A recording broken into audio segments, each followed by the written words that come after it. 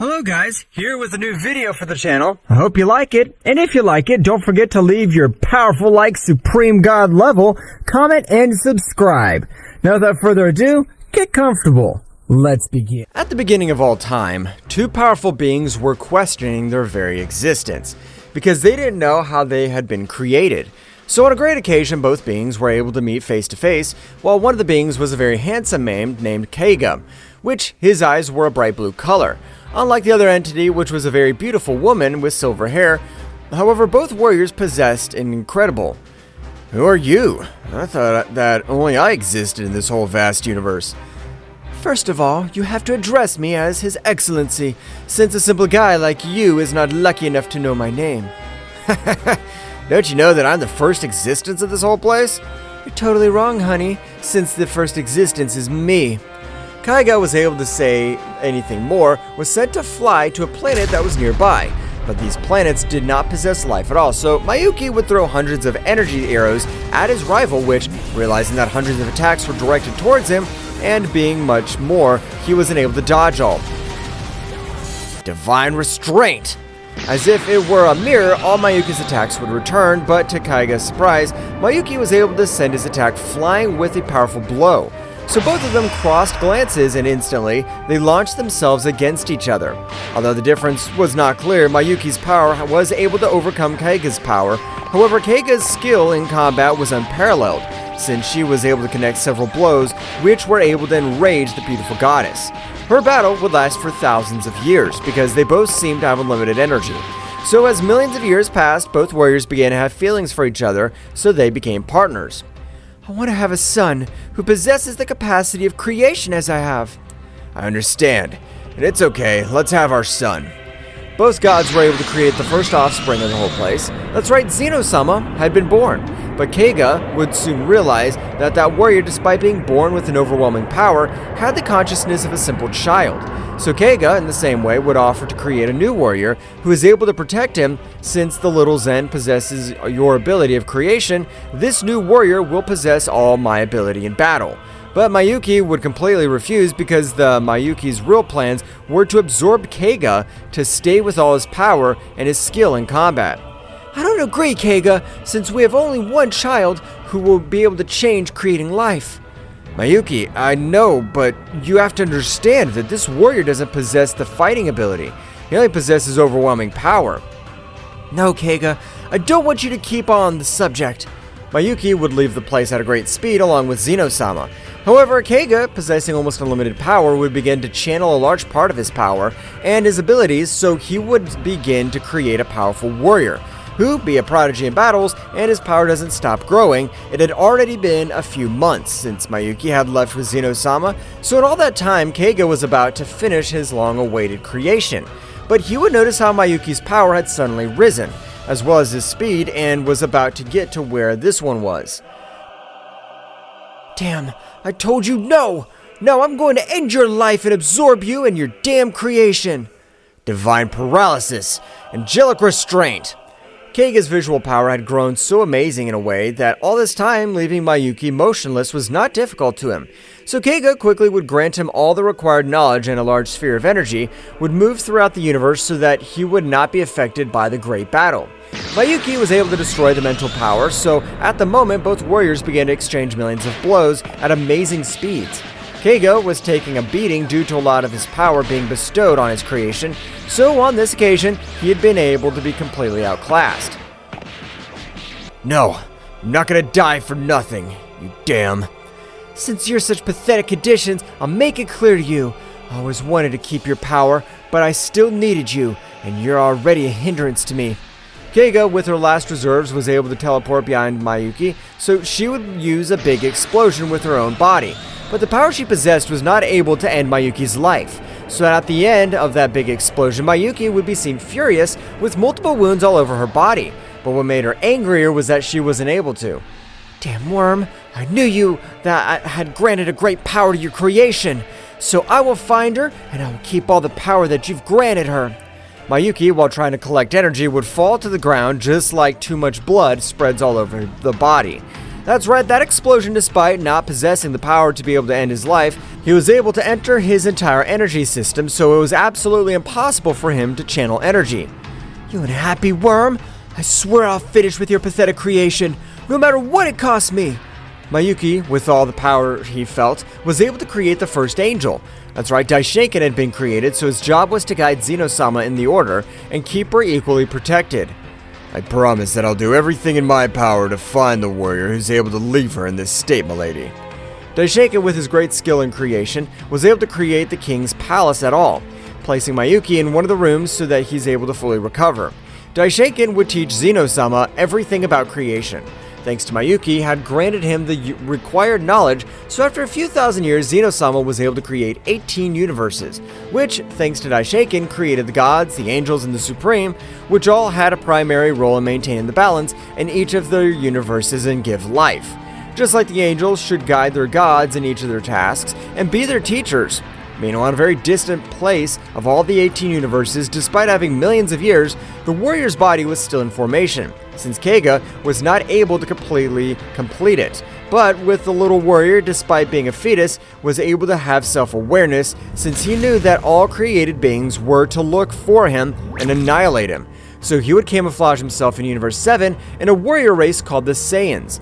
On that planet, he spent millions of years until a moment in which his body had been completely formed. Just like all the knowledge that had been granted to him, so he quickly teleported to an inhospitable planet. With all this great power, I'm able to even speed up my metabolism to quickly reach my adulthood, and that's what I will do. The little warrior would begin to channel all his power, with which he would be able to even cause various havoc around the place, but having previously placed an energy barrier, absolutely nothing happened. That warrior, named Kakarot, was able to reach his adulthood, so he wanted to test all his power, and even master each of his skills that his father had transmitted to him. As far as I know, I have a brother, who at this time is called the King of All. This will be very interesting because I know that at some point I'll face him. Kakarot, having despite reached his adulthood, he would start meditating as the sudden change had been able to affect his power as well as abilities. Meanwhile, in the realm of All, Daishinkan was very thoughtful. Who was the warrior who left my lady in terrible condition? After millions of years, no such warrior has appeared. Did he die? Die! I'm really bored. How about we do something? I agree with you, great Xeno-sama, but tell me, what is it that you would like to do today? It seems to you if we fight again, please, because despite possessing so much more power than you, you're able to always beat me in fights. Of course, my lord, there's no problem. And that's because you have the power of creation, and I possess the skill in combat. For that reason, I'm charged to protect you, my lord. I also want to become much more powerful and be able to have the ability that you have in Daishinkan's combat. Both warriors have gone into one of the training rooms that were in the palace, so they began to exchange several blows. Returning with Kakarot, he would realize how out of the 18 universes created, 6 of these universes possessed absolute evil. I wouldn't mind if these universes wipe out everything existing, but I have to improve my skills and better to wipe out negative energy barriers. Kakarot would begin to move at incredible speeds to Universe 13, so at the time of arrival, he was able to observe, like the whole universe, specialized in slavery and death, so that the god of that universe maintains a life of luxuries and comforts. It'd be a shame if he ends up with all his pawns. Kakarot, of an arrow technique with that Mayuki had previously, was able to destroy everything that existed in that universe, which would attract the attention of the god of destruction. That's right, the last 6 universes no longer possessed guardian angels to his power to be able to even overcome them. The god at a great speed would prostrate himself in front of Kakarot. I'm not interested in knowing who you are, but I'm going to end your pathetic life right now. I'm not going to forget that you were able to end my slaves. Kakarot was about to say something, was tied up, but as he had hundreds of battles, he was able to dodge the blow which had been aimed in his blind spot, which even surprised the warrior in front of him a little. Hundreds of years ago, with that simple move, I was able to end the life of a super warrior, which shows me that you have some talent. Even if you don't believe me, this is my first battle. You'll be the one whom I will be able to demonstrate all my skills. The somewhat annoyed god had thrown himself against Kakarot since he was being underestimated. Both warriors began to exchange several blows. However, despite the fact that Kakarot had no experience on the battlefield, he was able to compare himself to a god of the highest level. So the more the battle went on, the skills began to turn in favor of Kakarot, since at the moment Kakarot was able to connect a powerful kick in the face of Genshi, which had made him fall to the ground very badly wounded. The damage he had done to her had been incredible. No! Oh, this hurts! It's the first time a warrior's hurt me so much. Not even the High Priest possesses all the power of his blows. Kakarot would begin to approach that god, so he would take him by the hair. I've heard something very interesting. Do you want to tell me who is the High Priest? Don't say stupid things. Everyone knows who the High Priest is, you worm. Kakarot was able to put his hand in his heart, so he ended his life without any mercy. I have to possess the necessary information, and according to my knowledge, my father, my brother Zeno, he's pure-hearted, but I have to be ready in case I have to face him. Kakarot would go to Universe 14. That's right, Kakarot had planned to end the life of the 6 gods who possessed negative energy, as their power was the highest of the 18 universes.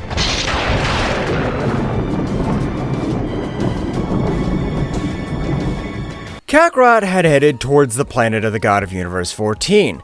After having ended the life of Genshi, the god of Universe 13, Kakarot, at the moment of arriving at the planet, would notice as an incredible negative energy, he tried to bend it.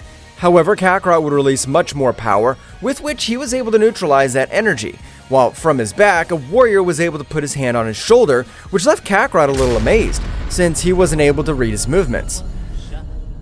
Are you lost, little friend? I'm gonna count to 3. If you're still on my planet, I'll end your existence. Kakarot, of a great Pyrrhute, would be able to release a great kick, but for that god, it was completely easy to dodge his blow. So with a great power, he would hold Kakarot by the face, sinking him all over his planet. Kakarot would release much more power, with which he was able to get rid of the powerful grip, taking a little. I have so many years without fighting, but I plan to enjoy this battle like you have no idea. I offer you a chance to live, but you've completely wasted it. The power this guy possesses is amazing. I can't believe it. His power is so much that even my body trembles. It's nothing compared to the other worm. Sora would start walking towards Kakarot, which, with each step, hundreds of disasters were caused all over the place.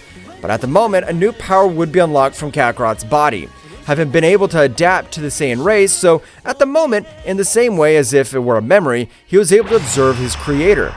My son, you are my greatest creation, and being able to adapt to that warrior race, your power will increase in an incredible way, so you will be able to even access transformation that they even do not know of its existence.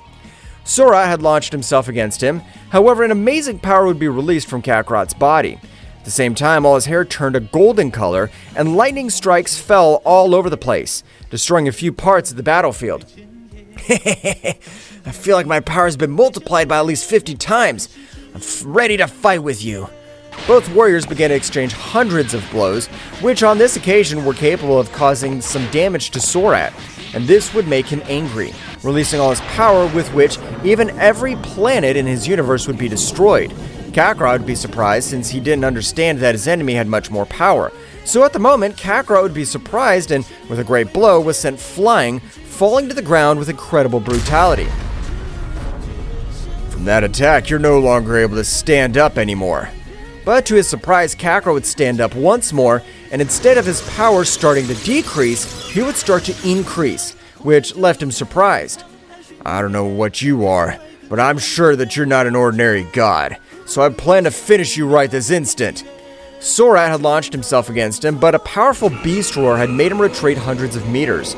Since the sonic slingshot had caused incredible damage, instantly Kakarot had appeared in front of Sora, beginning to massacre him with blows. Since on this occasion, the anger that transformed him granted him the same way was incredible. So he would be able to quickly torture Sora, but Sora, being an expert on the battlefield, was able to, which began to mark each of the veins through which the energy was transmitted. Kakarot would throw a powerful attack at him, but Sora, with extreme difficulty, was able to dodge it. I don't like to ask for help, but if I don't, this wretch is gonna kill me. Sora would try to communicate with the god of Universe 16, but before the god was able to respond to his call, he would be taken out of his thoughts with a powerful blow that would make him fall to the ground, vomiting large amounts of blood. You turned out to be a very powerful warrior, unlike the god trash of Universe 13, but I was still able to finish you off. Did you end Genshi's life? Kakarot would hold Sora by the hair, so he would ask him the same question about the Great Priest, but on this occasion, Sora would tell him who the Great Priest was, just as he was in charge of protecting the king of the All, Xeno-sama. Wow, so a warrior with the fighting ability of Mayuki possessed. This would be more interesting than I thought. Kakarot being able to end Sora's life, a warrior was able to grant him a powerful blow. He was being able to send Goku flying to a very distant planet because the power of that blow had been of another level. Well, it's a surprise to see you in these conditions, Sora. I knew something bad was happening to you since you're very rarely communicated with me. You must be careful. He's a monster. I've awarded him hundreds of hits, and I have been cut several of his energy veins, but he's able to stand up again and again. Kakarot at a great speed would begin to exchange several blows with the new warrior who had arrived, which would leave the god Tristan surprised, since after fighting with his companion, his power should have decreased, but in the same way he was able to put in multiple predicaments since his blows had caused great damage to his internal system. I have to help him, otherwise I'm sure that wretch will be able to end Tristan's life. Sora was beginning to channel large amounts of energy into each of his wounds so that they would be able to heal, but the damage being so great, they weren't able to fully restore themselves. The blows and attacks I received from that wretch have caused me a damage that is even difficult for me to repair. Sora being taken out of his thoughts when a powerful sphere of energy was able to collide with him, causing him incredible pain. That's right, Kakarot had the knowledge and about the power that both gods possessed, and if they joined, they could be a threat. I'm sure that when I master my power completely, they won't be able to do anything against me, but it's not the time. Tristan wasn't able to do anything to stop that attack because he was regenerating his body as a powerful roar was almost able to take his life. Miserable, I felt you were killing me with a simple slingshot of Sonic, but when we fight together, we'll finish with you. That's right, Sora was able to withstand that powerful attack. However, his power had decreased in an amazing way, so he would be on guard. It's not time to heal these wounds, because if I'm not able to help Tristan, this guy will end up separating us. Both warriors then put themselves in a battle pose, so they had thrown themselves against Kakarot, the duo of gods, was able to grant some blows to Kakarot, which are almost capable of putting him out of combat. So instantly, with a great burst of energy, they tried to end his life. But Kakarot, without giving up, would respond in the same way. However, the difference in powers was clear, because at the moment, Kakarot would be defeated in that exchange of powers, falling to the ground very badly wounded on the edge of death. Yes, now your end has come, you worm, good for nothing. I can't believe that guy is without a god has been able to give us so many problems. Both gods would throw their last attack against Kakarot, which its end seemed inevitable. However, in his mind, his father was able to bow down before him. My son, you can't die. I will show you a technique which you can use, but the price to pay will be hell. Because after this technique, you'll feel like all your bones are destroyed for week 1. No matter the price, I'm a father. I'm not gonna die in this place. I'll bear it. I knew you would say that, my son. This technique is called Hyper Kaioken, with which your power is multiplied 1,000 times. And it is the lowest. It's compared to unlimited power, but only for the next 5 minutes. I trust you. Thank you, Father. I knew this wasn't the day of my death. Hyper Kaioken!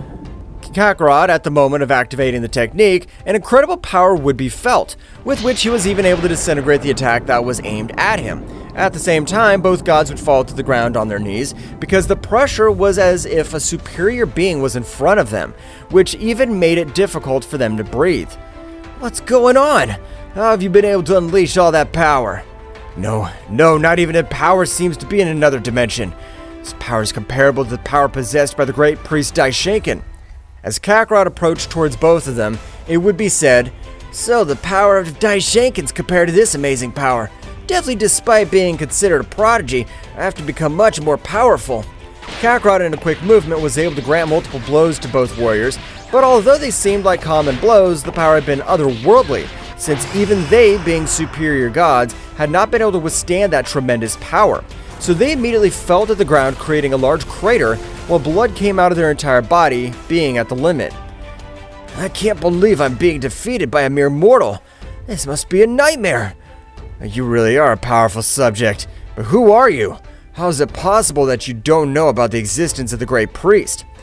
They're going to die, so I don't lose anything that they know my true origin. I'm the brother of the one you know as Xeno-sama, and I need to meet with him. Both gods were surprised by the information that was revealed to them. So, the legend of 1,000,000 years ago turned out to be true.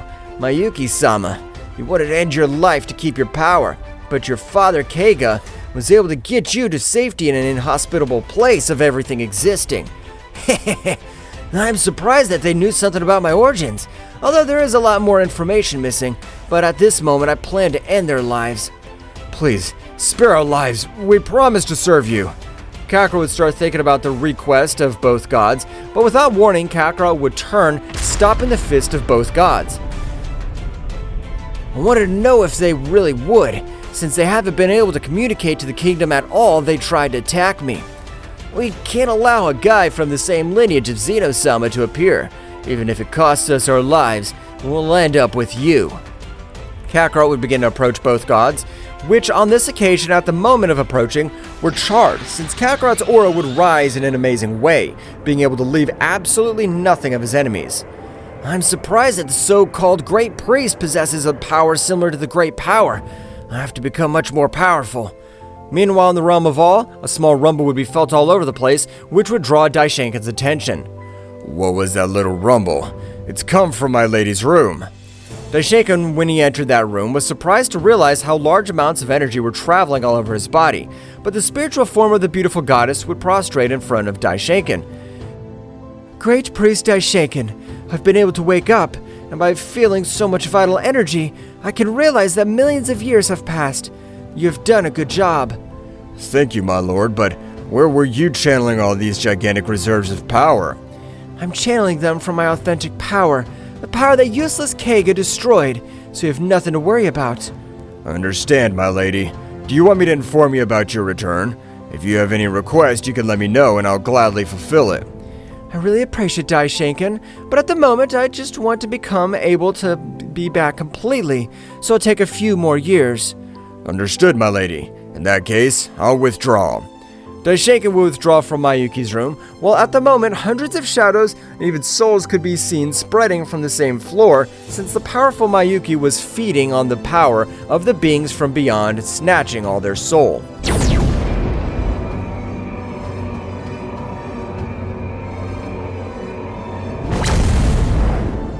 The first existence of the whole place, Mayuki would begin to devour millions of souls, without Daishinkan noticing. However, Daishinkan was very happy since his creator had returned after having spent millions of years. I don't understand why my lady doesn't want me to report on her return, but she must have her reasons, although I would love to inform everyone about her great return. Meanwhile, in Universe 14, we can observe a Kakarot as he walked all over the battlefield, but after several steps, he had fallen to the ground with serious injuries, since his entire body, and even his internal system, was completely destroyed by the blows of both gods. But the real reason was the price to pay for the Hyper Kaioken, which required an amazing endurance to be able to maintain the technique. My body hurts too much. I don't know how to recover. But by his mind, hundreds of memories of his father's abilities, it could be observed that, right, Keiga, he had not left his son helpless, since he had transmitted to him all the abilities that he had created after having lived for millions of years. So Kakarot's entire body would be enveloped in a great cloud of energy. While his entire body healed at an incredible speed, his internal energy system began to transport much more energy.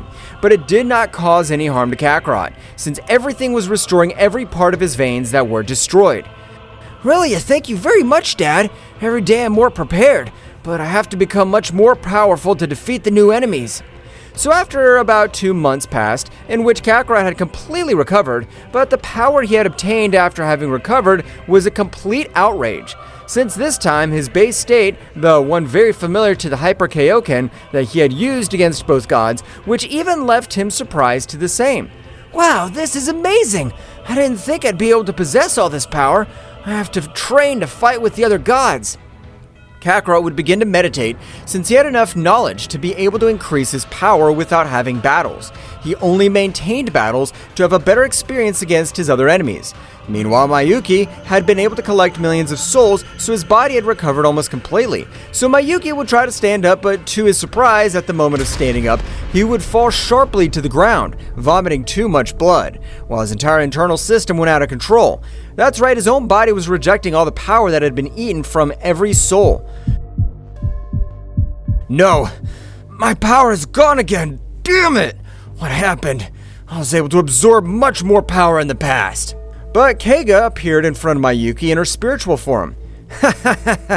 It's a pity that the little Zen I have granted him in essence about every living being, and with this, no being will be able to absorb his soul. Only thought about the gods, since mortals, they wouldn't be able to dominate him. But it's a surprise what you've done. You bastard!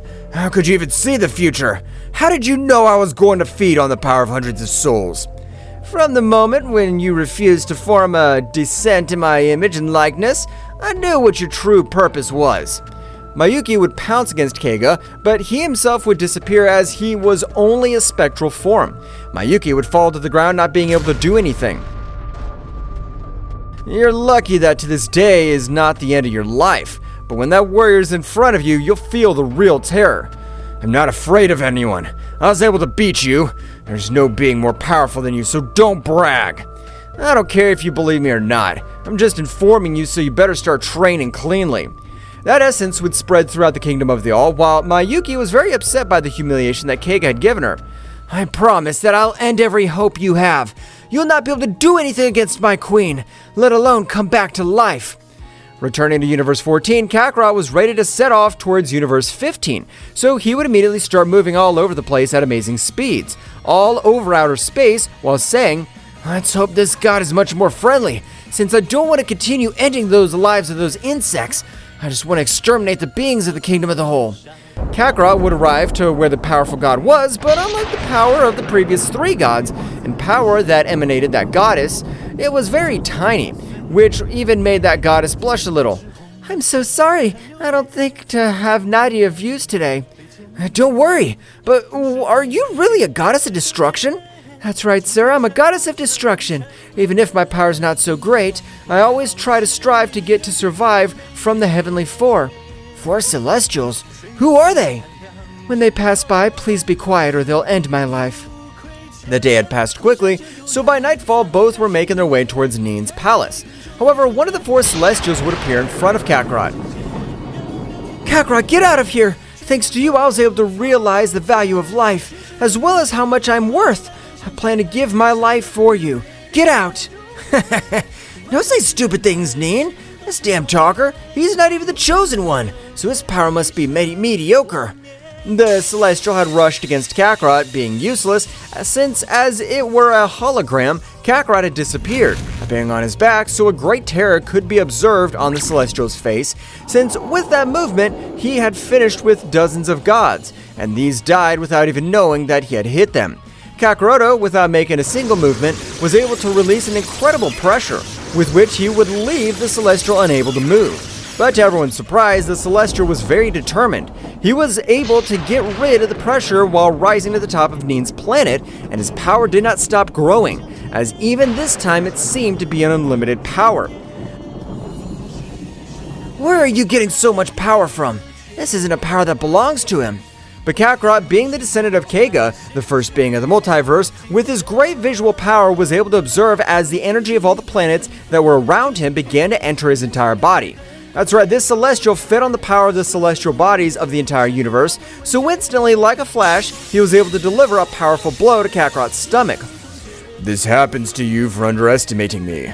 So you are the damn guy who has ended the life of 3 supreme gods. But you are nothing more than a simple worm. Kakarot being hit with all that power was not being prepared. He had fallen to the ground with a big wound, so the Celestial would start laughing. But Kakarot's whole body would start to heal quickly, and the confidence of that Celestial would lead him to ruin. Because instantly Kakarot would stand up and a big sky-colored light had been able to pass through everything around him. That's right, Kakarot was able to reach the Super Saiyan Blue, but the power was completely incredible. But the heavenly being, confident that he possessed all the power of the Universe 15, would try to start to wear down his energy, as he would throw great attacks, not caring about the power drain, which Kakarot was completely analyzing. It's time! I have a great idea! Kakarot began to expel his power, and from his entire body, a dark aura was able to cover the entire planet of Neen. So the Celestial, at the time of trying to absorb much more power, it was impossible for him, because that dark energy did not allow him to absorb energy, but he felt more panic when he realized that Kakarot was approaching him, and while his power was growing much more. This is a real power, which I don't need from beings or planets, and it doesn't matter that I get caught in a place. My power's real, not like yours. Neen was surprised to witness how Kakarot had been able to blend a Celestial, beings that were not even above the power of an angel. I can't believe it! The power that Kakarot possesses is amazing! I want to be like him. Kakarot would begin to massacre his enemies, since on this occasion, the Celestial, having wasted so much energy, was not even able to defend himself from all the blows that Kakarot gave him. The Celestial would fall to the ground with surprising power, while large amounts of blood would come out of his entire body, since he wasn't able to stand. This isn't what's supposed to go out like this. I'm one of the 4 Celestials. I can't lose to pathetic mortal. That Celestial would try to stand up, but his whole body was completely shattered. Since Kakarot, despite causing him great physical damage, the most serious thing was all the internal damage that he had generated. That Celestial, since every vein of energy was sealed, and that's why he wasn't able to release much more power. It's time to end your life. I don't like to end someone as weak as you, but you'll be a burden in the future, so I plan to eradicate you.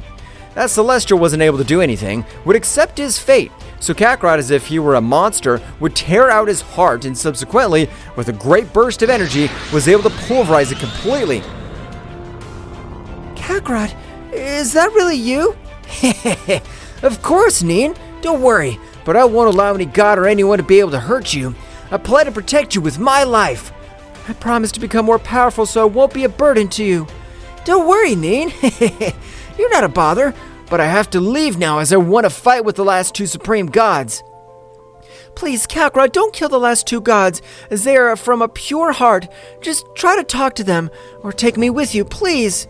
Okay, Neen, we'll go together so we could create an alliance anyway. I have to find that dam. The latter would only think, so instantly at a great speed they began to leave all over space, being able to quickly take to Universe 16, in which Kakarot was surprised to observe a god, since he had the appearance of a simple child. Have we come to the right place? I can't believe the god of Universe 16's a boy. The guy named Bastion with a great blow was able to send Kakarot to fly, since it had seemed to him a lack of respect. Kakarot would fall to the ground, and at the moment, he was dragged down a few mountains due to the power of Bastion's blow. Neen, how long has it been since we saw each other? I don't know if you're with this bastard because of your will, but I plan to end his life because of that lack of respect for my person. Neen, before being able to say anything, Bastion had disappeared, starting to give an authentic beating to Kakarot, who was not able to observe all the attacks since out of 10 that he was able to observe, the god connected 30 to him. That's right, Goku was only able to observe a small part of all the blows that were being given to him, because the speed of the enemy was overwhelming. Kakarot, in a lucky move, was able to deal him a big blow, which made him fall to the ground, but in a single blow, was able to even make him vomit large amounts of blood. I could tell that this god has great physical power and incredible speed, but his weak point is endurance, because in one blow, I was able to do a great damage to him. Yeah, damn, that hurt me too much. I won't forgive you, even if you beg for your life. The angry god had launched himself against Kakarot, but on this occasion, although Kakarot was still at a disadvantage, he was able to exchange several blows, which at every moment caused much more damage to the little god. I can't believe it! Kakarot will be able to beat the lightning god, which he was able to beat any of us because of his great speed. both warriors were able to deal damage to themselves a big blow at the same time, with which both fell to the ground out of combat, Kakaroto because he had received millions of blows, while Bastion had received several blows, but out of an overwhelming power, returning to the Kingdom of the Whole, Mayuki had been able to stand up again, since his body had rejected all the absorbed energy, so he would be called Daishinken. Dai, isn't there somewhere where I could be able to fully recover? Of course, if my lady. I'll take her to one of the heavenly rooms. Her regenerative power is amazing. Both warriors entered that dimension, in which Mayuki had the intention of leaving with a much greater power than had in the past. I swear that I'll finish with that warrior that you've created. The only creation that can exist is Xeno-sama and Daishinken. Mayuki, in the same way, would begin to channel a large part of his own energy, since Keiga had restricted the absorption of the power of the other beings, or even planets, so he had to rise on his own. Meanwhile, in Universe 15, the goddess Nin was granting a little of her power to both warriors because both had been very badly injured. So after a few hours, Bastion was the first to wake up, which would point with a large sphere of energy towards Kakarot. I can't believe I fell at the hands of this miserable worm. Now if I plan to end his miserable life. Nin, realizing this with his maximum speed, would move, but it would be useless since the distance at which he was considerable. However, the sphere of energy being about to collide with Kakarot would disintegrate, and from his own aura a huge beast would form.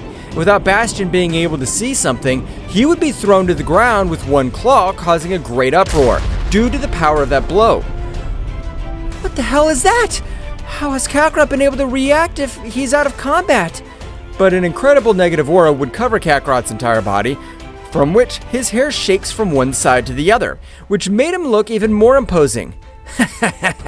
Your heart doesn't possess evil like the other gods, but you're a scum trying to end my life without me being able to defend myself. That hurt me too much. How do you have all that power? It's not time to reveal my biggest secret to you, but I'll ask you once. Do you want to join us? I don't know what you mean by joining you guys. What's your plan? What do they intend to do? Since if they want to eliminate Xeno-sama, of course I'll join. But that's impossible. You're not entirely wrong, since we really plan to fight the King of All, with the one who calls himself his assistant priest. Bastion wouldn't be surprised because what he had said earlier, he had said in the form of mockery, not in a literal way. Bastion, he has been able to annihilate one of the four Celestials, the beings which have even humiliated us for millions of years. But we want to fight against Xeno-sama. I can't believe what you're telling me, but of course count on me. However, all over the place, the powerful warrior of dark energy would begin to appear. His negative power was so great that he was able to even make Kakarot panic, since for the first time he felt like the pressure of a single warrior was able to paralyze him. Wow, how much are they not able to move that simple pressure? Don't make me laugh. I thought they were much more powerful than that. Kakarot, using an energy sword, was able to cut his leg a little, and due to the pain stimulus, he was able to move and stand in front of this imposing warrior. But if it's Shiro, the treacherous demon and the most powerful god of all universes, even the celestial ones avoid conflicts with Shiro. So long no see, you goddess of Universe 14, Nin. I don't know what they want to do with this saying, but if he's been able to beat up other companions, it's because he possesses great power. The warrior, no matter how much his negative energy is, does not exude any murderous intention as far as I can tell. He only wishes to measure my powers. Kakarot, without trusting himself, would access the Super Saiyan maximum power. But because of Bastion had caused him multiple injuries, he had been able to obtain a great Zenkai, which even his speed on this occasion was able to greatly increase. Wow, you've been able to free yourself from my pressure, and your power is now low at all. You leave me amazed. Kakarot, being about to say something, would be thrown with a great pressure towards an uninhabited planet, which at the moment of impact would be destroyed by its entirety. But that demon with an unnatural speed would begin to massacre Kakarot, which, with even of his blows, felt like even his life was taken away. So he would try to defend himself, but even his speed was much higher than the speed of Bastion. Damn it, I'm not able to get rid of his punches. They do incredible damage to me. I don't think I'll be able to withstand that long if I keep getting his punches. Kakarot would be sent flying back towards some rocks, but due to the power of the blow, he would be dragged a few meters back, so Shiro would be prostrated in the air. I'm surprised at the stamina you possess, but you won't be able to do anything against me since I'm only using 40% of my power. I can't believe it. Shiro's power was said to be unlimited, but watching him fight in front of me, I'm not able to believe all the power he possesses. I can't believe Kakarot's not able to do anything against him. He thought that with the power he possessed, no god was able to face him. Shiro would begin to approach to where Kakarot was. He had even returned to his base state, so all his power had decreased in a great way. But at the moment in which Shiro would throw multiple spheres of energy at him to knock him out of combat, to everyone's surprise, Kakarot was able to dodge each of the spheres with incomparable precision. So the moment Kakarot opened his eyes, a great pressure would fall on everyone present, while his eyes would turn a silvery. What's that power? Weren't you all using your power? Don't underestimate me. But Kakarot said absolutely nothing because at the moment his body would continue to release much more energy.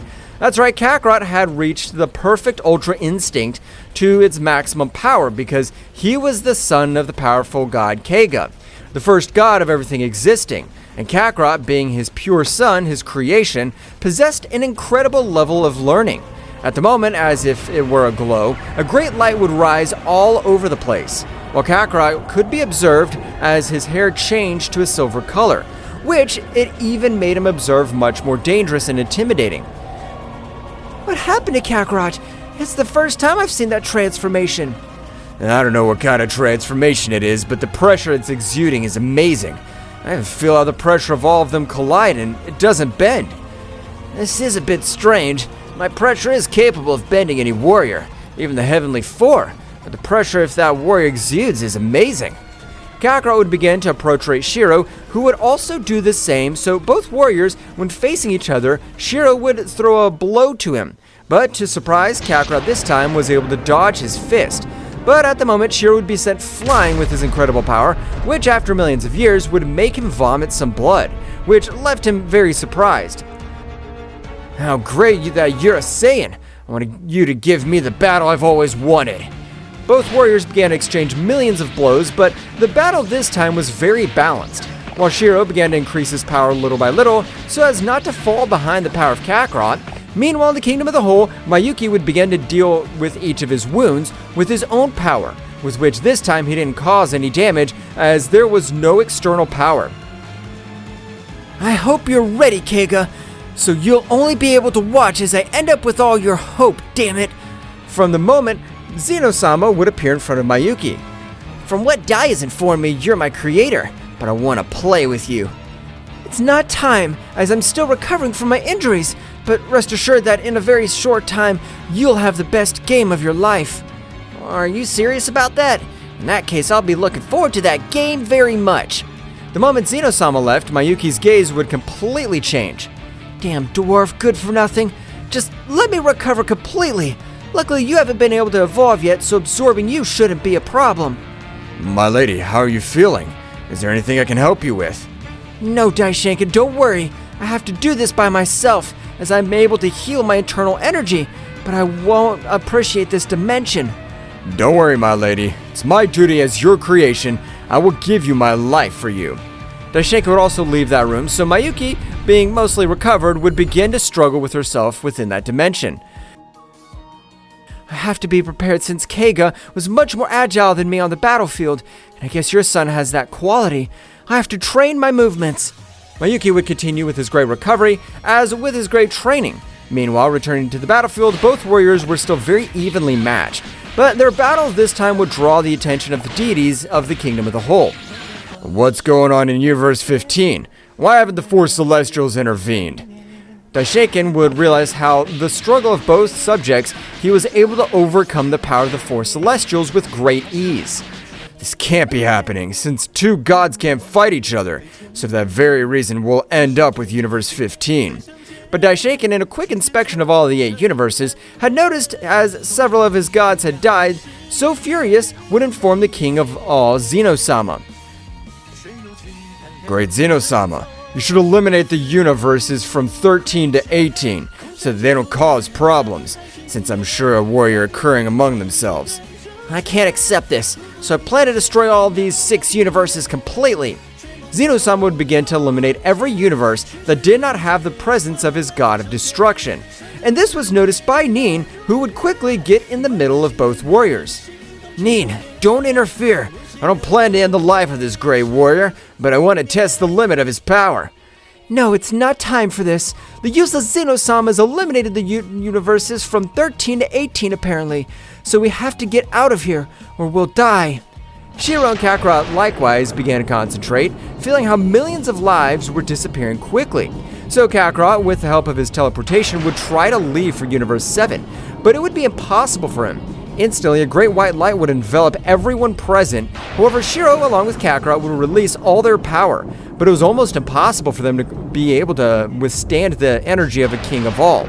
But fortunately, they were able to create a dimensional hole, being sent to Universe 6, but Shiro and Kakarot were in terrible condition, using their own bodies so that Nin and Bastion were not affected by the power of a king at all. When they arrived in Universe 6, if it were a meteorite, all the warriors collided strongly with a planet, of which Nin and Bastion were only with several scratches, nothing serious, unlike Shiro and Kakarot, with which their bodies even seemed that they would collapse. Kakarot would return to his base state, but at the moment hundreds of lightning were scattered all over his body. So it is, the power beyond a god and enduring Xeno-sama's ability almost ended his life. Returning to the Kingdom of the Whole, apparently all those bastards have died. Now there are only 12 weakest and most obedient gods. Now if we have already got rid of those scum, I hope that now everything they'll have is great prosperity. Both deities would not give it of great importance, without knowing that their greatest rival and even Xeno-sama's brother was in Universe 6, preparing for the reunion with his brother. While Mayuki was also trying to recover in full, Bastion, with his great power, was able to put a powerful barrier in one of the planets of Universe 6 so everyone would rest until they completely recovered. Nin, you like me are feeling fine. Wait a few hours, we'll be 100%, but I don't know how long it'll take for both of them to recover. I'm sure they'll both come back quickly with their power being much greater than it is now. Xeno-sama, I hope you're ready for the day of your death.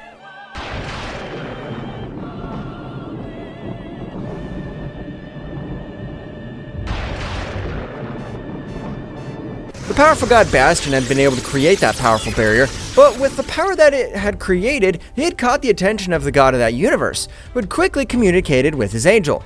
Hey Fords, is that the power of another god of destruction? This can't be, since when can another god who doesn't belong to his universe invade our universe?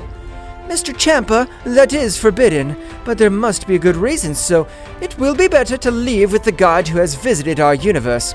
Both deities quickly went to the place where they felt the power of the god Bastion, but when they reached the atmosphere of the planet, they weren't able to enter due to the powerful barrier that Bastion had placed on the planet. Champa would use the power of destruction, but he was surprised to realize how that barrier had received absolutely no damage. But what the hell is that barrier made of? I have to hit her directly with the power of destruction and nothing happened. Fords, destroy her. As you command, my lord. Vados, despite being a woman and being in the ranking of the most powerful angels, was surprised to realize how despite using a large part of her power, she wasn't able to do anything against that barrier. This can't be true.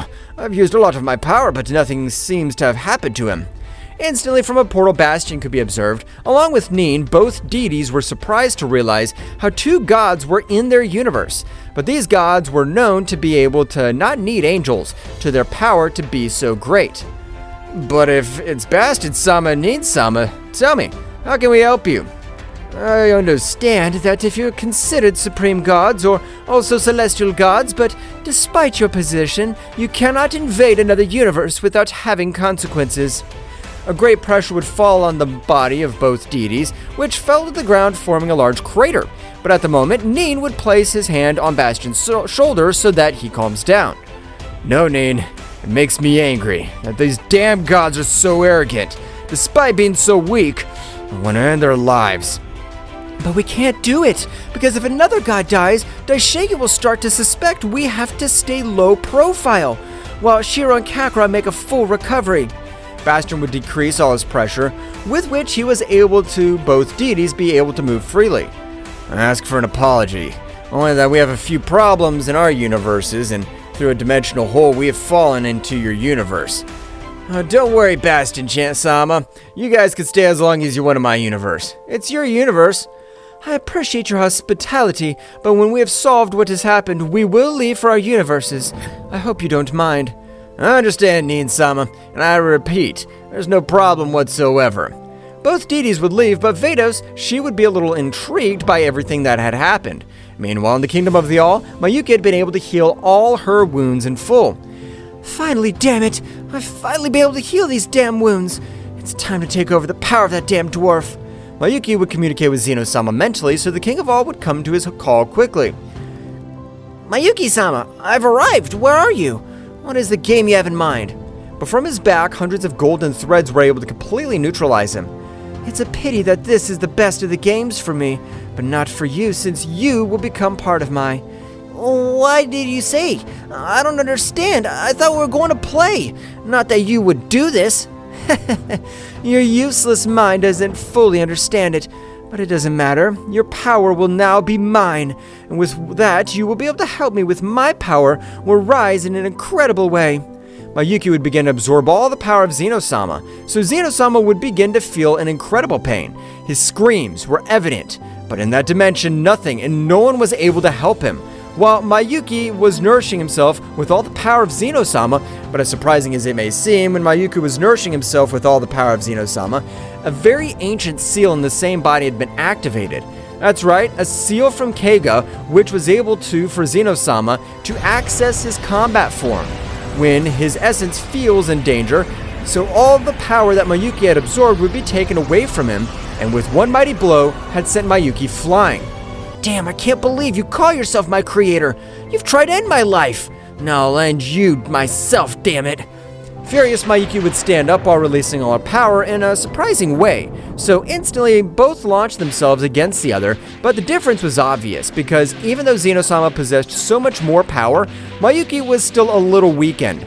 Zeno-sama did not know how to fight, so it was very difficult for her to keep up with Mayuki, who was in every exchange of blows, tried to knock him out of combat, to be able to absorb him calmly. However, Zeno-sama didn't allow it. Damn garbage, you have to bow down to me. I'm your creator. I'm your queen. So you let yourself be absorbed once and for all. Now, I'm not going to give my life without fighting, so I'm going to die fighting. I won't be a part of you. In that case, you'll be much worse for you, since I don't want you to suffer, but apparently you have set your heart on having a painful death. Mayuki, with much more aggression and power, would begin to massacre Zeno-sama. That's right, on this occasion, although Zeno-sama threw millions of spheres of energy against Mayuki, she dodged them without any difficulty, because she had great control of the battlefield, something very different from Zeno-sama. So at the moment, Mayuki was able to grant him a powerful blow which made him fall to the ground very badly injured. Zeno-sama, with everything his power, he would try to stand up, but it was impossible for him since large amounts of blood were spreading all over his body.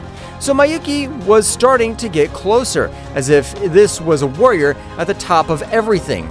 But she was, since even the king of everything was not able to do anything against her. I didn't want you to suffer, but since you have insisted in not following my orders, I've had no other choice. Now you'll be part of my... Mayuki on this occasion would begin to absorb a power of Zeno-sama in its entirety. That's right, Zeno-sama, not having energy, was no longer able to defend himself. He just felt like his life was completely taken away. So after several days, Mayuki was able to absorb it completely. However, it was costing him to be able to assimilate all the power of Zeno-sama, since in the same way, Zeno-sama possessed a little of the power of Keiga. So Mayuki would start with his great meditation. When I finish assimilating all this power, I'll be able to absorb the useless Daishenkin, and I'll be ready to finish that damn good-for-nothing creation of Keiga. Mayuki would begin with his assimilation, being able to make all of his sea of energy expand much more, and even the veins of his entire body began to assimilate all the power of Zeno-sama.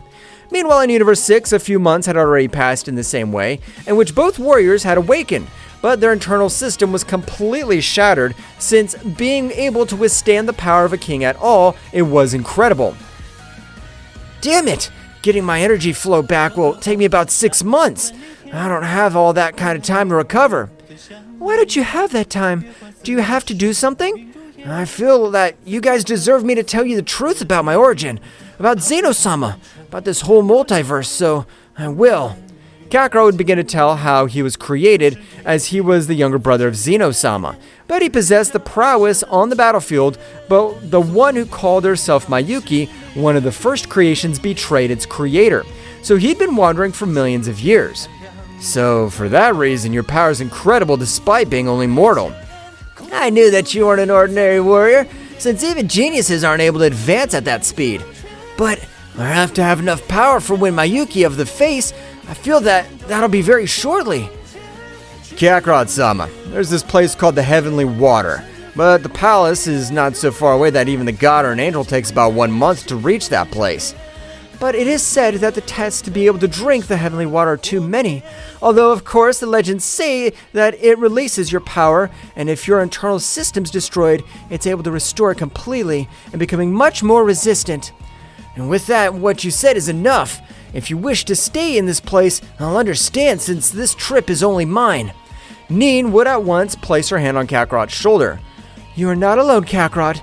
I don't know about my other companions, but for my part, I plan to accompany you and do everything possible to make it go well. To know the heavenly water. What fun. Of course, count on me. My condition at the moment is unfortunate, but of course you can count on me. I have already lived for many years. I want to know if that heavenly water is a myth or reality. All the warriors began to move quickly through each of the 12 universes so that they had arrived in a few minutes. That's right, but instantly they reached the edge of Universe 12. From now on, our real journey begins. This was previously the limit of the 18 universes, but it remains the same. All the warriors entered that empty space, so instantly they began to move at amazing speeds. Meanwhile, in the Kingdom of the Whole, Mayuki had been able to master the power of Xeno-sama to 70%, so at that moment he would come out of that dimension, observing Daishinken. Mayuki was quickly going with the intention of putting him out of combat to absorb him. But Daishinken would notice his mistress, while she had a very serious. It is my joy, my lady, that you have awakened, and the great Xeno-sama disappeared. Well, I have been able to feel how the power became gigantic. At the same time, it became tiny, at times even surpassing the power of the great Xeno-sama. So it is all true. A damn Kago worm. I really leave his successor. I don't plan on being able to absorb Daishinken, since he currently serves me, being more alive than being set apart of mine. My lady, with the disappearance of the king of everything, I'm sure it has to do with that gigantic power. So you're left to the mandate of the 12 universes.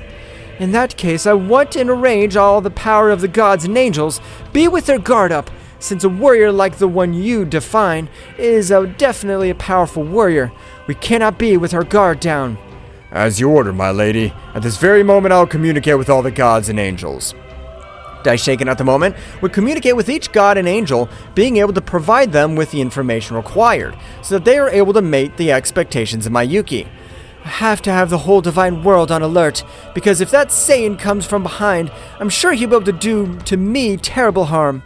Meanwhile, the warriors would continue approaching that place, but no matter how much they advanced, it seemed to have no limit, so they had stopped for a moment. My body's grieving since Xeno-sama's trying to race us.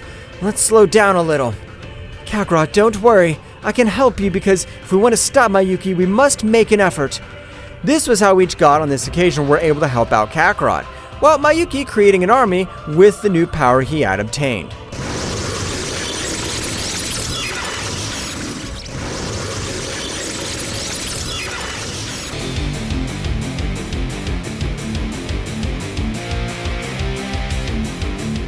It was a normal day in the life of the inhabitants of planet Earth. People were eating in restaurants, walking with their families. There were children playing when suddenly a giant lightning bolt was seen in the sky that caused a strong movement throughout the Earth's surface.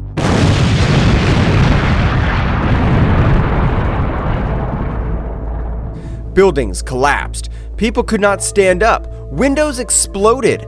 All this resulted in car accidents and injuries.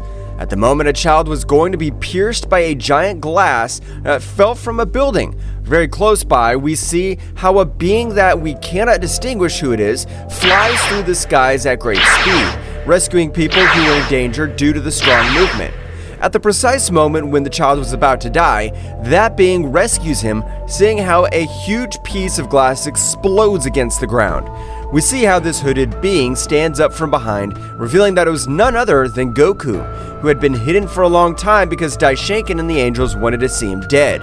Goku, with a different appearance than the one we all know, after rescuing the boy, is amazed by the energy that emerges from the earth to the sky. We can see how Vegeta arrives at the place where Goku is together with the Z Warriors, who were still saving people from the disaster. Vegeta looks at Goku face to face and says, "Kakarot, insect, where have you been all this time?" At that moment, Gohan and Goten arrive and tell him, "Dad, where have you been?" "What happened to you, father?" All this happened while Piccolo, Krillin, Trunks, and Android 18 were rescuing the people affected by the movement. After having finished saving them, they arrive to where they are reunited with Goku and look at him very surprised. In a head-to-toe scan, we can see Goku's face very emaciated, with wounds and pronounced cheekbones because he had not tasted any kind of food for a long time. At that moment, we go back in time about 20 years ago. We see how Goku and his son Goten are walking together in the forest. Goku, talking to his son, says, "Hey Goten, are you ready to fish today?" To which Goten replies, "Yes, Dad. Will you show me the fastest way to catch them?" Goku, happy for his son's enthusiasm, replies, "Of course, Goten, but this time I'm going to try something different. Watch this." Goku dives into the water and after a short time comes out with a big jump with a huge fish moving on his hands.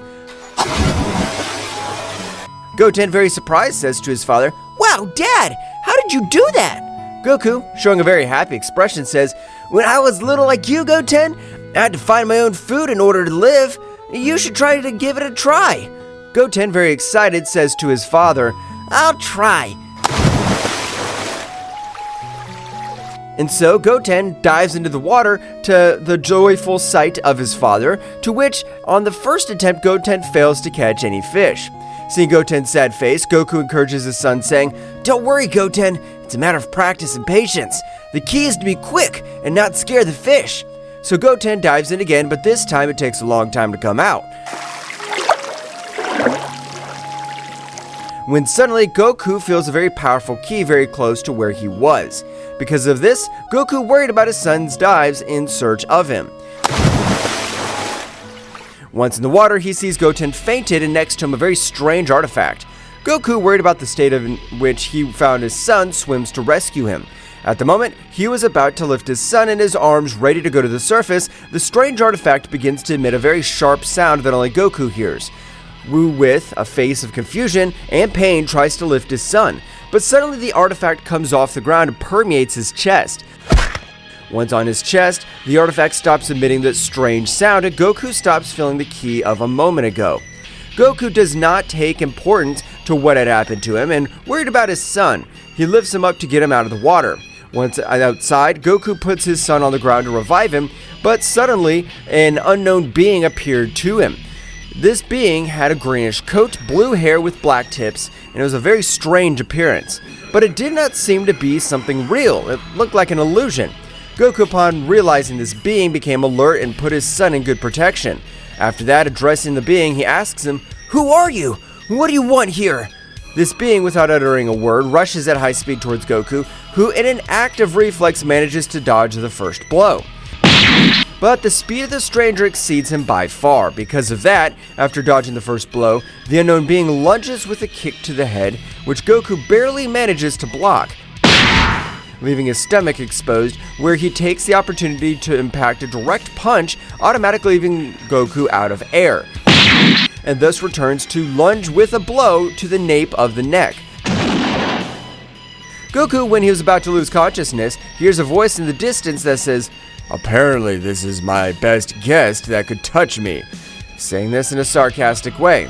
"I hope my colleagues are in good condition." After hearing these words, Goku faints. A few minutes after the fleeting confrontation, Goku regains consciousness and realizing that the unknown being was no longer in the place, he looks for Goten, and when he finds him, he begins to unexpectedly and repeatedly call his name to make him react. Seeing that calling him had no effect, he feels his breathing and notices that he was almost not breathing. He creates an energy sphere in his hand and places it on Goten's chest. Once Goten revives the energy from his father, he reacts and spurts water from his mouth. Goten, with a puzzled expression, asks his father what had happened, to which Goku says, "I have the same question for you. What happened?" Goten tells him that at the precise moment he was about to capture the fish, he felt attracted to the artifact, which also tried to impregnate in his chest. At the time, Goten felt a strong source of energy that ran through every part of his body, which was very difficult to control, and felt how that strange energy weakened him until he lost consciousness and fainted. Goku had his thoughts, and that he also felt the same strange and very powerful energy running through his body, and worried about his son, asked him if he still felt that energy inside him. Goku calmly and a little puzzled told him no, that he only felt that when the artifact was trying to permeate him. While this was happening on Earth, Whis and Beerus went to the Kingdom of Everything to talk to Daishoken, since they had noticed him very tense and worried. Once they were already in the Kingdom of Everything, Daishoken appears with a very serious expression, while Whis and Beerus bow to him to show respect. Daishoken, relieved to see that Whis and Beerus were with him, tells them something very strange and dangerous is about to happen. Whis, with a puzzled expression, asks, "What is it, father? We'd noticed a certain tension in the air as we reached the realm of the whole." Beerus, yawning without realizing the seriousness of the fright, says to him, "Trouble again? What could be so dangerous to make Daishoken so worried?" "Serious? And worried, the High Priest?" To which Daishoken replies, "Yes, I'm afraid so.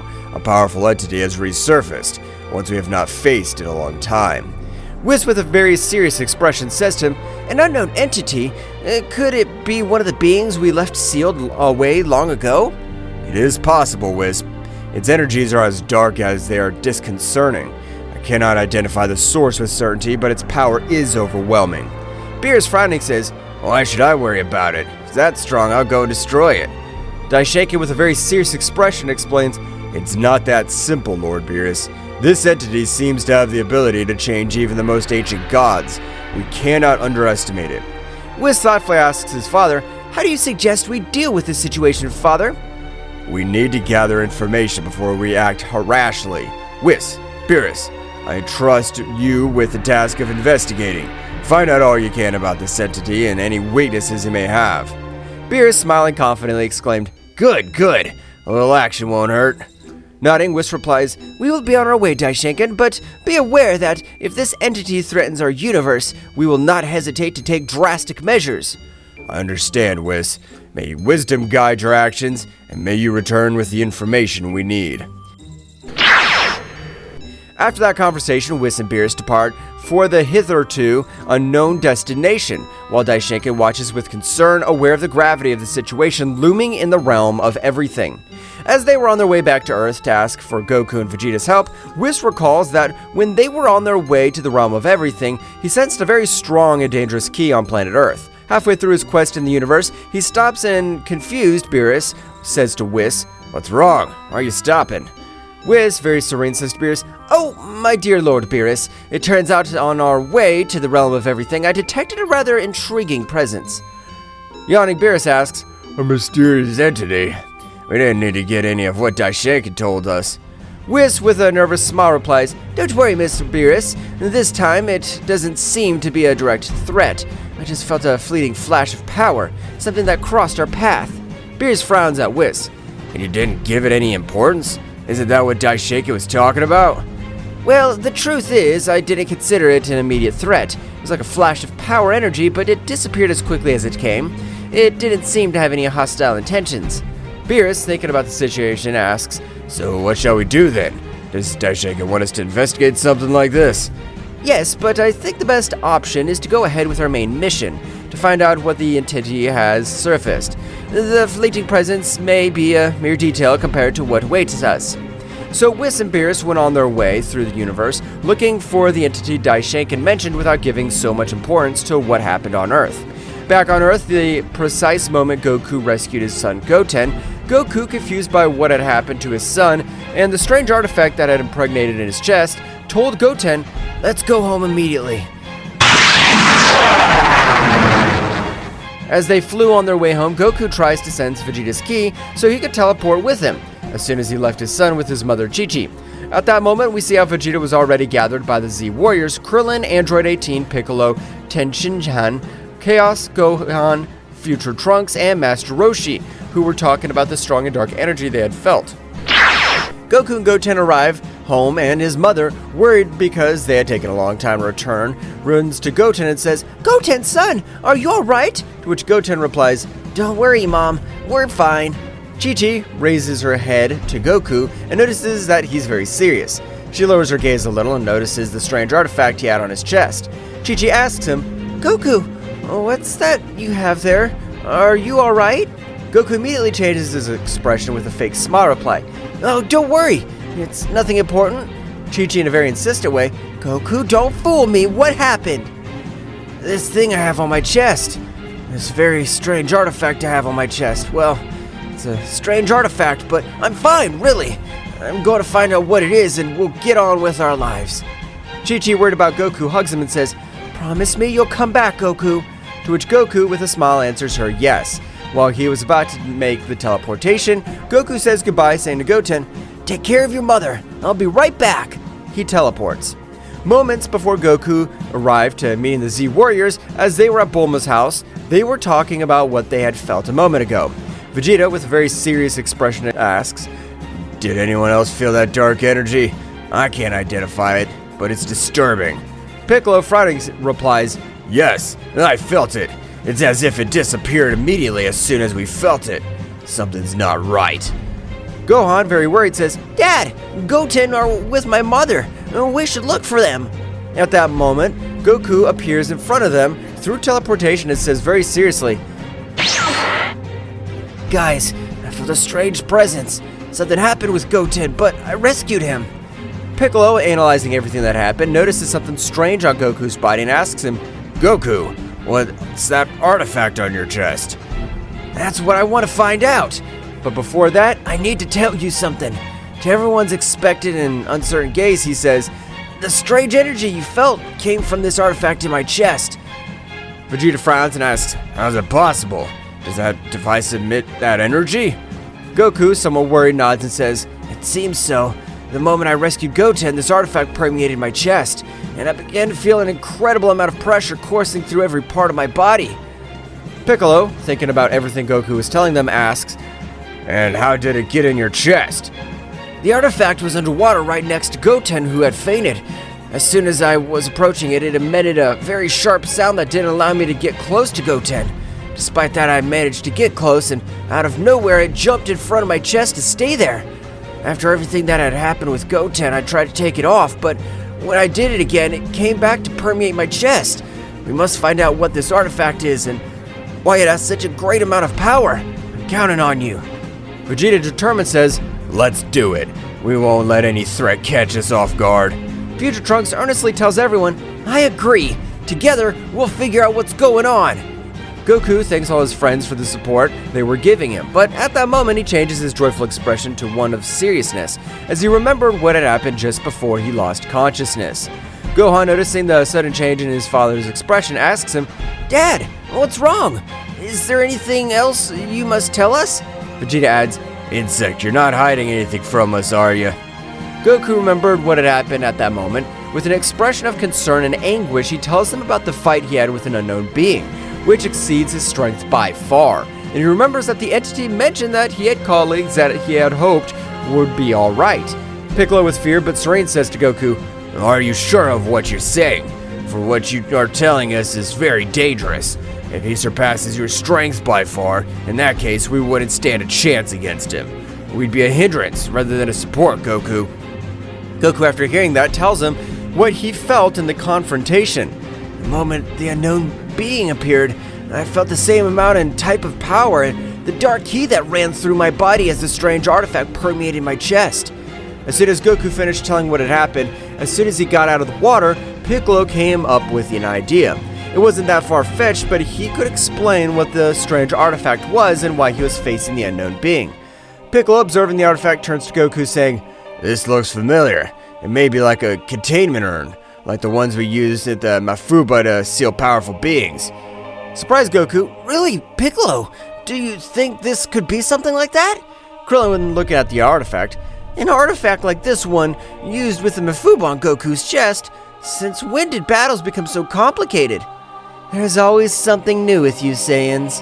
Master Roshi, somewhat excited, but at the same time serious, exclaimed, Ah, Mifooba! I remember when we sealed King Piccolo with that. Do you think Goku has such a strong enemy inside? Future Trunks, analyzing what had happened, says, It makes sense. The Mifooba urns are powerful devices to contain evil energies. Could this artifact have sealed something? I don't care if it's from the Mifooba or anywhere else. I just want to know how to get rid of this thing once and for all. It's a possibility.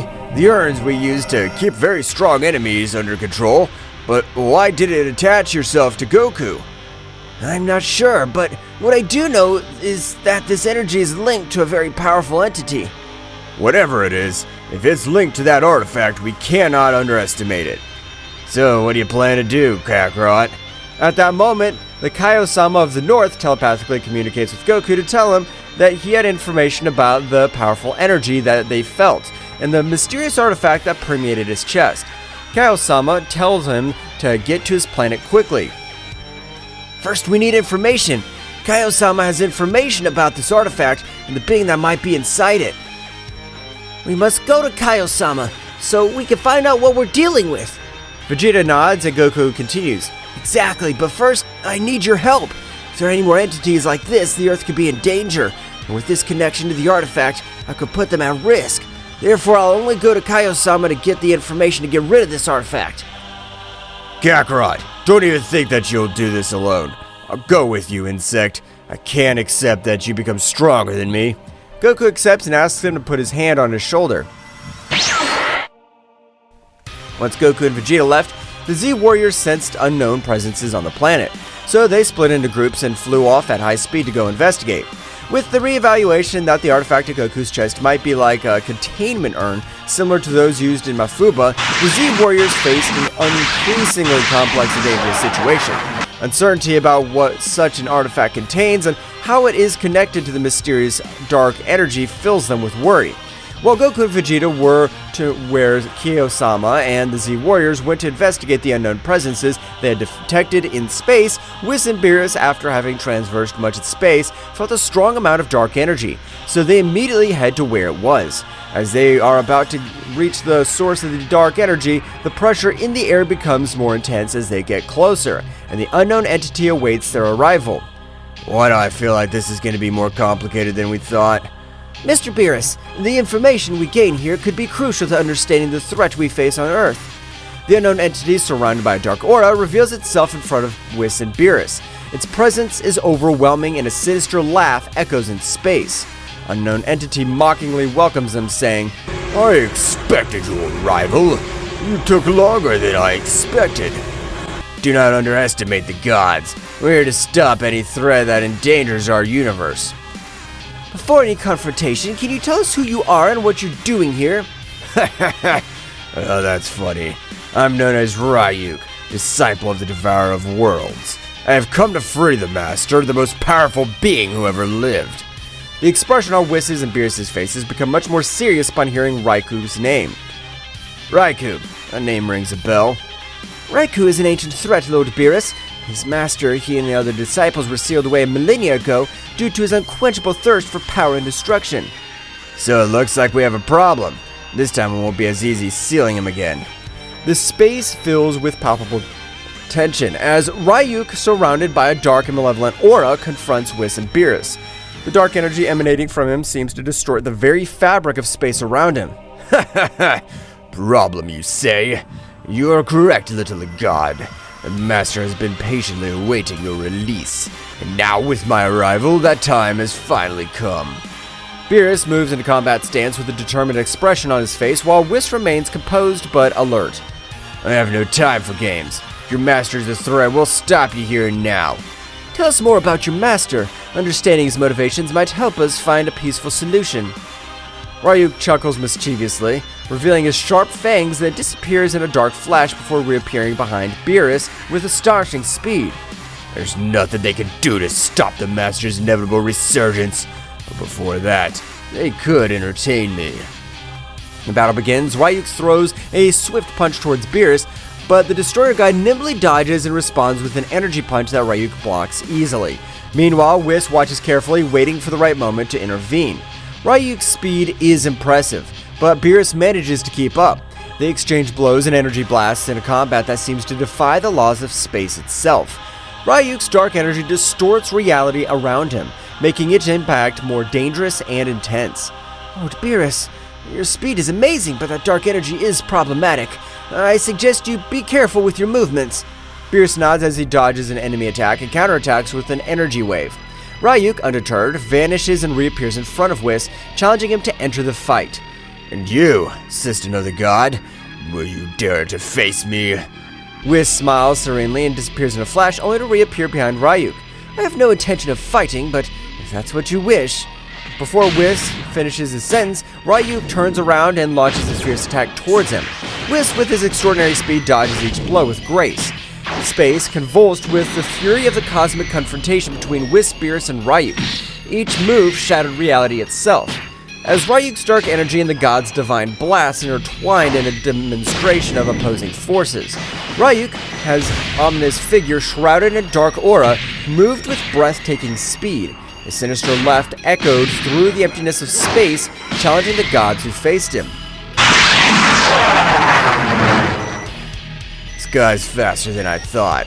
As Beerus' words fade away, Ryuk disappears in the blink of an eye and reappears in front of him with a punch charged with dark energy.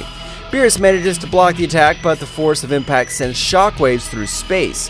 Ryuk breaks away from Beerus with a smirk, and in a flash lunges towards Whis. His movements were fluid. Whis, on the other hand, moves gracefully, dodging each blow with the grace of a cosmic dancer. This dark power is intriguing, but it is out of balance. Ryuk, frustrated by Whis' evasive ability, concentrates his dark energy in his hands and launches it as a flare. Whis responds by creating an energy barrier, but the resulting collision sends shockwaves through space, shaking nearby stars. Beerus takes advantage of Ryuk's distraction and lunges at him with a punch charged with divine energy. Ryuk blocks the blow, but the resulting force causes an explosion that creates the ephemeral supernova in the cosmos. The fight continues with unmatched speed. Ryuk demonstrates his skill in anticipating the gods' moves, while Beerus and Whis unleash their divine power to counter the darkness that threatens to engulf them.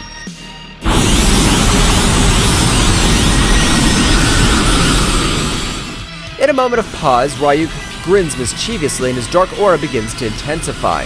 A transformation was underway. The darkness concentrates around his body, forming a sort of dark cocoon that breaks, revealing a transformed figure. Now Ryuk has evolved. His previous form pales in comparison to the manifestation of his current power. His figure has become more imposing, with twisted shadows dancing around him as if they were extensions of his own essence. Sharp fangs glow with dark radiance, and his eyes emit a malevolent light. Ha ha ha! This is just a glimpse of my true power. Beerus and Whis exchange a worried glance. The pressure in the air becomes even more intense. Ryuk, now in his transformation form, launches himself towards the gods with outstanding speed. Beerus tries to counterattack with a sphere of divine energy, but Ryuk dodges each projectile with ease, moving through the bursts of light with supernatural agility. Meanwhile, Whis stands in reverse, watching the fight with analytical eyes. In a quick blink, Ryuk appears in front of Beerus and unleashes a series of vicious blows. The sonic sounds of punches and echoes kicked through space as the gods and devourer of worlds, discipled, plunge into a frenzy of combat. Beerus, struggling to keep up with Ryuk's speed, takes a direct punch to the stomach that sends him drifting into space. Before he can recover, however, Ryuk lunges at him and blasts him with a barrage of blows. The situation becomes even more complicated when Ryuk, in a ruthless act, concentrates dark energy in his hand and drives it through Beerus' abdomen. The Destroyer God lets out a roar of pain as darkness spreads from the point of impact. Whis, seeing the stark reality, springs into action. His figure flashes in space as he stands in front of Ryuk, blocking his attacks. I cannot allow you to harm my lord in this way. Whis' divine energy collides with Ryuk's darkness in a show of cosmic power. The battle intensifies and the fate of the universe hangs in the balance as the confrontation between light and darkness reaches its climax. The confrontation between Whis and Ryuk intensified as space became the stage for their fierce cosmic battle. The clash of divine and dark energies echoed in the void of the universe, creating ripples that stretched to the far reaches of space. You think you can stop me, Whis? The master of divine martial arts, Whis, maintained his serene composure as he resisted the onslaught of the Devourer of Worlds disciple. His divine aura glowed brightly, fighting against the darkness that threatened to envelop him. Whis, with a wave of his hand, unleashed a blast of divine energy that forced Ryuk back momentarily. However, the smile on the dark being's face revealed that he was far from giving up. Ryuk, your quest for power will only lead to destruction. Ryuk, releasing a sinister laugh, launched himself at Whis with renowned furiosity. Each exchange of blows was like a clash of titans, with the fate of the universe hanging in the balance. Meanwhile, Beerus was recovering from the wounds inflicted by Ryuk, watching the battle with critical eyes. The darkness that had pierced his abdomen was beginning to dissipate thanks to divine regeneration, but the experience had left an indelible mark. This creature's more formidable than I imagined. And determined not to be a mere spectator, Beerus joined the battle with renowned determination. His figure flashed with divine energy that rivaled Whis's, creating a spectacle of light and shadow in space. The three powerful beings engaged in a cosmic dance, with flashes of divine and dark energy illuminating the vastness of the universe. Ryuk, without losing his smirk, took advantage of his transformation to increase his speed and strength, challenging the gods with every move. The combat reached new levels of complexity when Whis, in a flash of cunning, unleashed a divine teleportation technique. He moved at the speed of thought, appearing and disappearing at different points in space, keeping Ryuk on the defensive. You can't dodge me forever, Whis. As Whis and Ryuk clashed in space, Beerus focused on channeling his divine energy. The Destroyer God sank into a meditative state, concentrating on unleashing his true power. Beerus' transformation was gradual but impactful. His figure was enveloped in a golden aura, and his eyes shone with the intensity of a star. Divine power flowed through him, manifesting in a form that only the mightiest gods could attain, allowing the grievous wound left by Ryuk to be healed. It's time to put an end to this. The reborn Beerus lunged towards Ryuk with unparalleled speed. Each blow he delivered was imbued with overwhelming divine energy. Ryuk, though powerful, was overwhelmed by the onslaught of the Destroyer God. Meanwhile, Whis continued his cosmic ballet, defying the laws of space and time with his speed and agility. Every move was calculated, every blow strategically executed. The battle reached its climax as Beerus and Whis coordinated, combining their attacks to create a symphony of divine energy that enveloped Ryuk. The pressure in the air became almost tangible, and the cosmos itself seemed to rumble with the intensity of the conflict. Do you have anything to say, Ryuk? Ryuk, gravely wounded but still defiant, let out a shrill laugh. His figure writhed as the dark energy tried to resist the overwhelming pressure of the gods. This is not the end, gods. My master will be released, and his darkness will devour all. Beerus, showing no mercy, unleashed a sphere of concentrated divine energy and hurled it directly at Ryuk. The resulting explosion illuminated the space, dispelling the darkness that had lingered. Silence fell over the space as the gods watched the wreckage of the battle. Ryuk lay motionless, defeated, but not destroyed. His threat had been contained, at least for now. This is not over. We need to find out more about his master and any threat that may arise. Whis nodded, sharing the same determination. The reality of the danger that stalked the universe became more apparent, and the gods knew they had to prepare to face even greater challenges. The cosmic explosion that marked the end of the fierce battle dissipated into the vast space, leaving Whis and Beerus floating in momentary tranquility. As they regained their composure, a flash of gold announced the arrival of Daishinkan, the High Priest, who appeared before them with a serene but worried expression. I see you've dealt with the threat, dear Whis and Beerus. Yes, Father. Ryuk has been contained, at least for now. But this isn't the end, is it? Daishinkan smiled wisely as he held in his hands a strange artifact, a glowing sphere that emanated an energy like the one they felt during the battle. This is what I wanted to show you. It's known as the Sphere of Divine Containment, an ancient artifact capable of sealing beings of great power and darkness. Beerus and Whis watched intently as Daishinkan explained the function of the sphere and how it was used to keep the most dangerous entities in the universe at bay. This artifact has been kept in safekeeping for eons. It's only brought to light in extreme situations. The dark energy they felt came from one of these sealed entities, released by Ryuk's recklessness. Whis and Beerus exchanged worried glances as they assimilated the information. Who are these sealed entities? They are beings from the distant past, fallen gods and creatures whose thirst for power make them uncontrollable. The sphere of divine containment is our safeguard against their resurgence. So, Ryuk was one of them, and his master? His master is the Devourer of Worlds, an even more ancient and dangerous being. His release could jeopardize existence itself.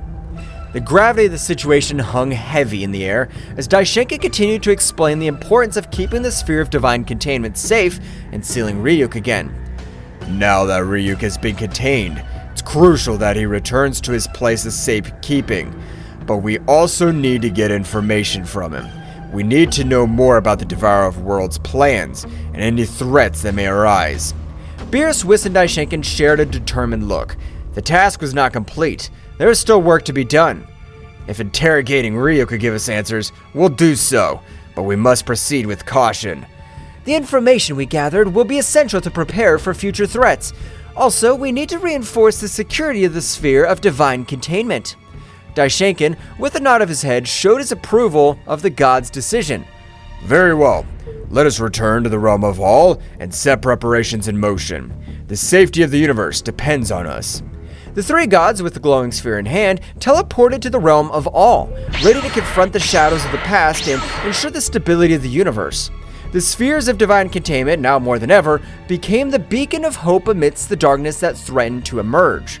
Meanwhile on Earth, the Z warriors, divided into groups, scattered into the sky in the direction of the unknown presences they had sensed on the planet of the northern Kaiosama.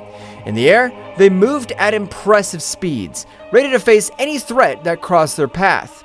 On Kaiosama's planet, Goku and Vegeta appeared thanks to teleportation, scarring Kaiosama with serious and determined expressions. Kaiosama, who was waiting for them, welcomed them with nervous gestures. Goku, Vegeta, I'm glad you came so quickly. The information I have is crucial. We need to know what this artifact is and what threat it poses. We don't have time to waste. What do you know? Kaiosama nodded and led the Saiyans to his small home on the planet. Once inside, they unfolded an ancient scroll that revealed information about a mystical artifact known as the Cosmic Core of Containment. He explained that this artifact was used by the ancient gods to seal entities of great evil and power, preventing them from wreaking havoc in the universe. This artifact is so ancient that there are hardly any records of its creation. It was thought to be lost, but apparently all this time it was hidden on planet Earth. And how is it supposed to be sealed? Tell us at once. Kaiosama explained that the Cosmic Core of Containment could be opened by a being of great power, but in doing so, the seal would be transferred to the first being it encountered. If the seal was not broken immediately, it would merge with that being, granting it power, but also binding it to the duty of keeping the evil sealed. And how the heck did it end up in Goku's chest? That's the puzzling thing. It seems that this artifact shows Goku as its carrier. Goku, with an expression of astonishment, began to grasp the magnitude of the situation. He was now the bearer of an artifact containing an entity of indescribable evil. So you mean I'm now responsible for keeping this evil under control? What an honor, Kakarot! It seems you've become the guardian of evil. But there is something else. The being sealed inside the urn is incredibly powerful. He is known as Bahamut, the Devourer of Worlds. It is an ancient entity that has consumed entire worlds. The gravity of the situation was reflected on the faces of Goku and Vegeta. Not only did they have to face the mysterious artifact in Goku's chest, but also the dark entity sealed within. Then we have an important task. We must keep Bahamut under control and, at the same time, figure out how to free ourselves from this burden. Yes, make no mistake, Kakarot. If this threatens Earth, I'll not hesitate to stop you. Meanwhile on Earth, the Z Warriors faced unusual pressure as they prepared for combat. Each group was ready to deal with the entities they had sensed at Bulma's house, which were minions of Bahamut, the Devourer of Worlds. The dark energy surrounding these minions was intense, and the very air seemed to vibrate with their malevolent presence. The group of Krillin, Master Roshi, and Android 18 encountered one of Bahamut's 4 minions standing on the ground, humanoids with a black, malevolent aura. The Z Warriors prepared for the confrontation with Krillin, Android 18, and Master Roshi, adopting combat stances. In a chaotic dance of dark energy and flickering explosions, the confrontation between the Z Warriors and Bahamut's henchmen unfolded on the cosmic stage of Earth's defense. Krillin, Android 18, and Master Roshi, 3 warriors of varying experience and skills, faced a dark menace that threatened to plunge the planet into an abyss of destruction. The stage was permeated with a tense atmosphere as the 3 warriors assumed combat stances, ready to defend the Earth against Bahamut's henchmen, a being whose malevolent aura eclipsed even the intensity of the sun. I don't know who you are, but we'll not allow you to harm our planet! Krillin's words echoed in the air, charged with determination. Bahamut's henchman, a humanoid with a black, malevolent aura, advanced with ferocity, launching a dark attack. Krillin, in a display of amazing agility, dodged the attacks, moving like a gust of wind across the battlefield. Kaizen! In the blink of an eye, Krillin created his signature energy disc and launched it towards the henchman. Kaizen spun furiously, cutting through the air as it headed towards its target. However, the henchman displayed unmatched skill as he dodged the spinning attack, moving with an agility that defied comprehension. The henchman counterattacked with a series of dark, swift strikes, but Krillin was unwilling to give up. With precise and quick movements, he blocked most of the attacks, responding with quick and precise counterattacks. The combat dance between Krillin and the henchman painted a picture of speed and skill, where each movement could change the tide of the battle. Meanwhile, Master Roshi, the aged warrior with vast experience in martial arts, watched the confrontation with a knowing smile. He adopted a firm posture, waiting for his moment to intervene.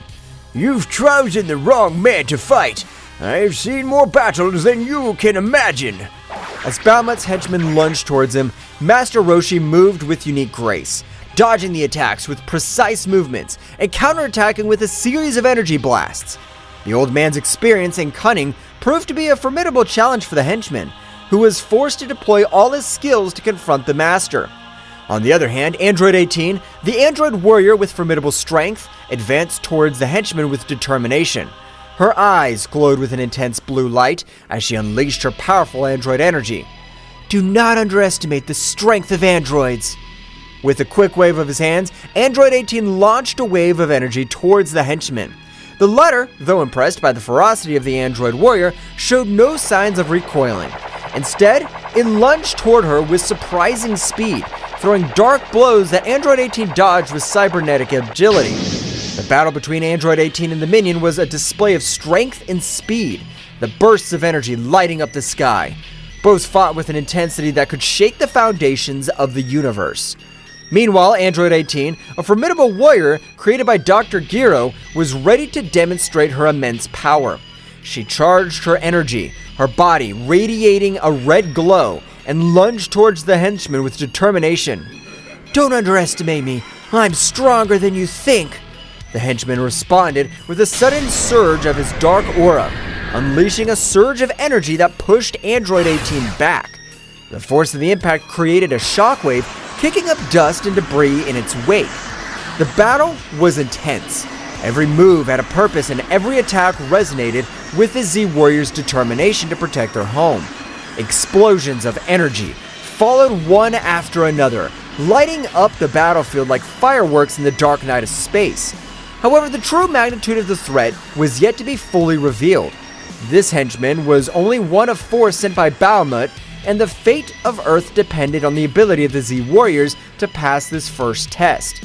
On the horizon, the other 3 minions awaited their turn, ready to plunge into the fray and test their bravery and skills of Earth's defenders. The intensity of the battle increased with each moment, and while Krillin, Android 18, and Master Roshi fought against the henchmen, other groups of Z warriors faced similar challenges in different locations around the planet. The fate of the Earth hung in the delicate balance of the unfolding cosmic battle, and each warrior was determined to give everything for the survival of his home. While the first group of warriors were defending Earth on Kaio-sama's planet in the small house, it was permeated with a tense atmosphere and solemnity as Goku, Vegeta, and Kaio-sama were immersed in the gravity of the situation. The ancient scroll spread out on the table revealed the secrets of an ancient artifact, and the weight now rested on Goku's shoulders. So you mean I'm now responsible for keeping this evil under control? The responsibility rested on Goku like a heavy mantle. The cosmic core of containment, that ancestral artifact, had chosen Goku as its carrier, and within it was Bahamut, the devourer of worlds. The gravity of the situation was reflected in the eyes of the Saiyan, who was already mentally preparing himself for a colossal task ahead. What an honor, Kakarot. Seems you've become the guardian of evil. The irony of Vegeta's voice did not go unnoticed. While his words might have been sarcastic, the determination in his eyes indicated that, despite any jokes, they were in this together. But there's something else. The being inside the artifact is incredibly powerful. The information left Goku and Vegeta silent. Bahamut, the name echoed in their minds like the distant echo of a coming storm. Consuming entire worlds was a threat they could not underestimate. Then we have an important task. We must keep Bahamut under control and at the same time figure out how to free ourselves from this burden. The pact was sealed. Together, Goku and Vegeta would take on the challenge of containing Bahamut and discovering a way to free themselves from the burden they now carried. The remaining question was how they would confront the dark entity that lay in Goku's chest. But before they could formulate a plan, a vibration in the air alerted them to the arrival of others. It seems your friends are in trouble. Go help them. Goku and Vegeta nodded in a gesture and understanding and, with serious expressions, headed for the door. With a mighty leap, they launched themselves into the sky, ready to join the battle raging on planet Earth. At the moment that Kaio-sama gave the information to Goku and Vegeta, on Earth appeared another henchman of Bahamut who met with the duo of Tenshinhan. This henchman of Bahamut seemed to be an expert in dark martial arts. He moved with supernatural agility, challenging the Z warriors with swift and lethal movements. Do not underestimate the strength of humans. Kikoho! Tenshinhan launched his powerful Kikoho attack, creating an explosion of energy that enveloped Bahamut's henchmen. This is no ordinary enemy. I must use my powers wisely.